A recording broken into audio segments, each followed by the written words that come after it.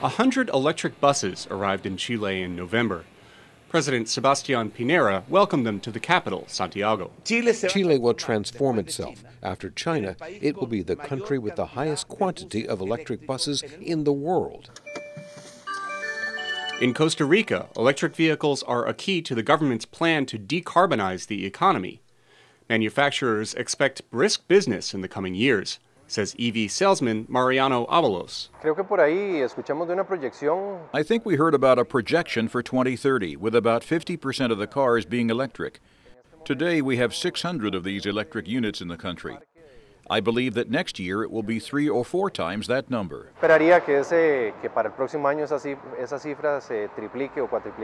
From cars and buses to scooters, electric vehicles are expanding worldwide as concerns about climate change grow. Transportation generates about 14% of the world's greenhouse gases, and oil consumption is growing globally. Air pollution is growing with it. That adds to the allure of EVs in smoggy cities, says a spokesman for Indian EV company Etron, Saptarshi Chakraborty. These are all pollution-free vehicles, and the running cost of these vehicles are less compared to petrol and diesel. Running costs are less because charging is usually cheaper than filling with gas or diesel. Electric motors also cost less to maintain. But EVs still cost more to buy than their fossil fuel counterparts. Government subsidies have driven sales in much of the world. In Norway, where more than a third of new cars sold are electric, generous tax breaks are just one of the perks, says EV driver Kristian. We can park for free, we drive into the city for free. And also the amount of money we had to pay for the horsepowers and everything is much less with these incentives, so it has a big impact. But the government is rolling back some of the giveaways. Others expire in 2021.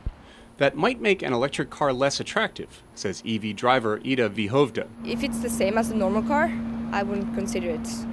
But like it is right now, it's much cheaper because of the taxes and the charging.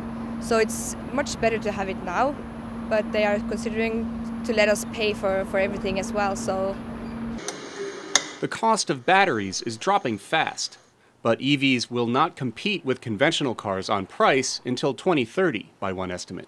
Subsidies may be needed to reach the government's goals, says the Norwegian EV Association's Frydenlund. We're supposed to be at 100% market share for electric cars in 2025. So to reach that goal, we need to be persistent. Experts say electric vehicles will likely need help from governments around the world until it's no longer cheaper to pollute. Steve Baragona, VOA News.